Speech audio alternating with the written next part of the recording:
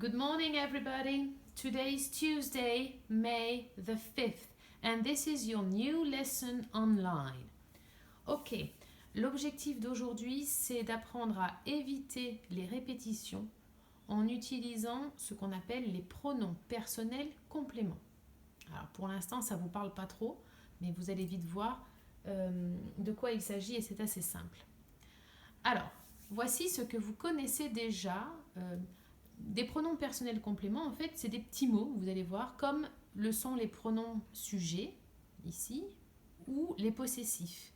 Alors, ce que vous connaissez déjà, donc c'est ça, hein, les pronoms personnels sujets, c'est-à-dire je, tu, il, elle, nous, vous, il, avec un S ou elle avec un S. Donc, en anglais, I, you, he, she, it, hein, pour un objet ou un animal, we, you, they. Vous connaissez par cœur vos pronoms personnels sujets. Ok. Maintenant, les possessifs. Encore des petits mots. Pour dire mon, ma ou mes, ton, ta ou tes, son, sa ou ses, et ainsi de suite.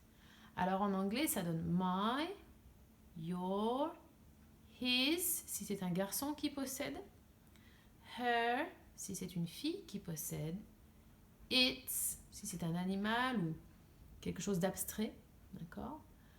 Our, your, their. Okay? Vous connaissez ça aussi, on les a travaillés ensemble. Ça, ce sont les possessifs. Alors maintenant, on va voir ce que sont que les pronoms compléments. Alors, on va observer ensemble. I like Lady Gaga. So this is Lady Gaga, okay? I like Lady Gaga. I like her. I like Charlie Chaplin. I like him. I love ice cream. I love it. I like the Beatles. I like them. Okay? Vous voyez, pour éviter de répéter Lady Gaga, Charlie Chaplin, ice cream, the Beatles, je les ai remplacés par ce qu'on appelle un pronom personnel complément. D'accord? Alors, on regarde ensemble et on va comparer un petit peu le français et l'anglais. Imaginons en français, je parle de Lady Gaga. Je peux très bien dire je la connais, pourquoi pas. Je l'admire. Je danse avec elle. Eh bien, là, L', ou elle, ici, en français, c'est ce qu'on appelle des pronoms compléments. C'est-à-dire qu'ils remplacent Lady Gaga. D'accord? C'est pour éviter de répéter Lady Gaga. Eh bien, regardez en anglais. I know her. Non? Je la connais devient I know her. I admire her. I dance with her. Tiens, vous voyez qu'en anglais, on a un seul pronom personnel complément pour le féminin. Alors qu'en français, eh bien, on en a 3.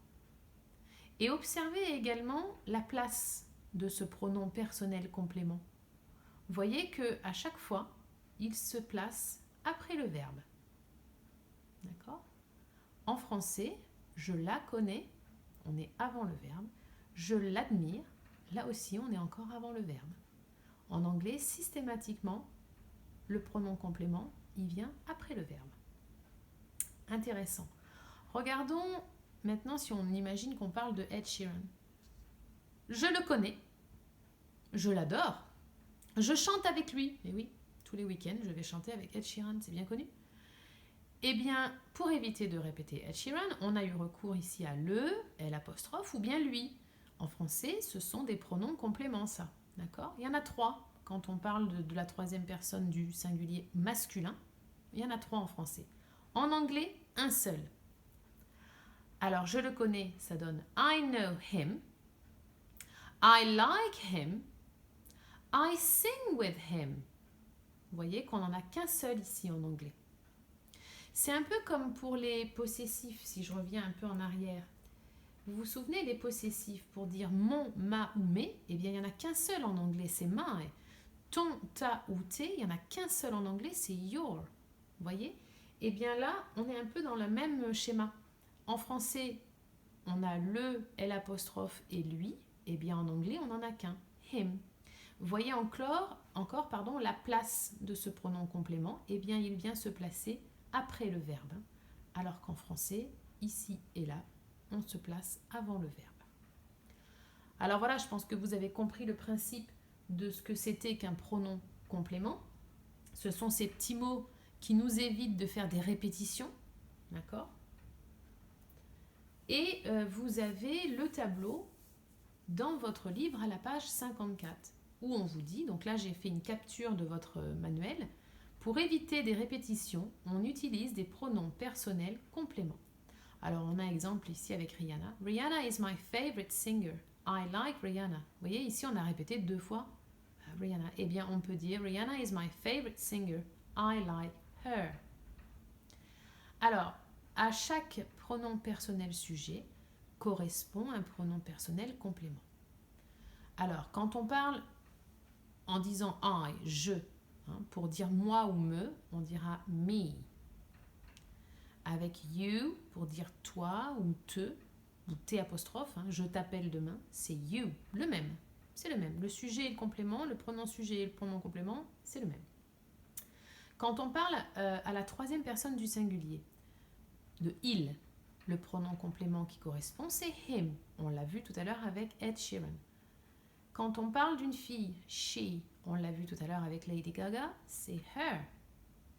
Quand on parle d'un objet ou de quelque chose, eh bien le pronom personnel complément qui lui correspond, c'est it, le même. Ok. Quand on parle de nous, viens avec nous, par exemple, eh bien pour we, le pronom complément qui correspond, c'est us. Ok. Ne me dites pas us, c'est us. Pour vous, you, eh bien même chose, c'est encore you. Et quand je parle à la troisième personne du pluriel pour dire il, eux, d'accord, c'est them, d'accord. Avec they, c'est them. Ok. Donc, ce tableau, il est à la page 54 de votre livre.